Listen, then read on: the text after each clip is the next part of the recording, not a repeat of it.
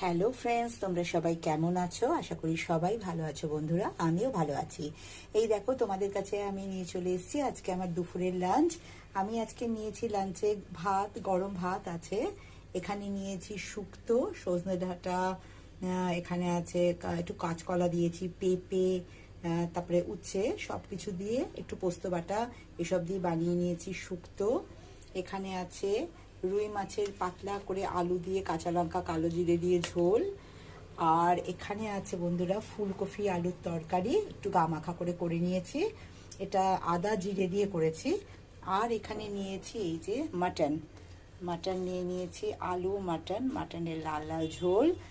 আর যেটা আছে সেটা হচ্ছে এই যে আমসত্ত্ব, কাঁচা আম, কিশমিশ বাদাম দিয়ে চাটনি, মিষ্টি চাটনি।